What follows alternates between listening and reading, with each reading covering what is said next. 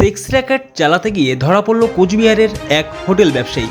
এলাকার লোকের অভিযোগ, খাগড়াবাড়ি রূপনগর ৩১তম জাতীয় সড়কের পাশে এক হোটেল থেকে ৬ জন পুরুষ এবং ২ জন মহিলাকে ধরে ফেলে জেলা পুলিশ। এই বিষয় নিয়ে এলাকার সাধারণ মানুষ কি বললেন শুনে নেব। আরে আশেপাশে গরিব পাড়া, হয়তো এমন লোক লাগাই দিল ওই পাড়ার থেকে ওইরকম নিয়ে আসে গেল। দেখ আজকে তো বন্ধ করে দিল, বন্ধ করে দিল, খুব একদম মহা খুশি।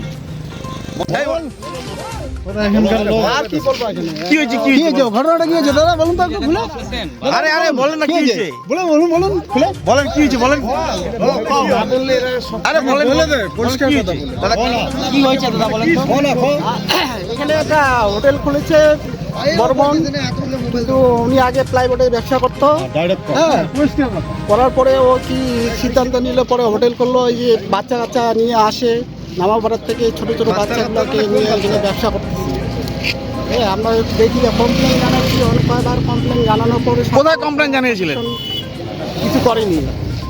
তারপরে এই যে বিএসএফের চাপে এই যে একটু, পুলিশ আসছে আজকে? হ্যাঁ পুলিশ আসছে আজকে। পুলিশ এখন কি করে, হ্যাঁ এটা আমি বলতে পারছি না। কবে খুলেছিল এই হোটেল, কবে খুলেছিল? কেউ কি দাদা কমপ্লেন কোথায় করেছে? হয়নি এখনো। নিয়ে গেছে না, আমি দেখিনি। হোটেলটা কবে খুলেছিল? আমি দেখিনি। আপনার নাম কি? আমার নাম সহদেব বর্মন। এই জায়গাটার কি নাম? এই জায়গাটা পূর্ব খাড়াবাড়ি।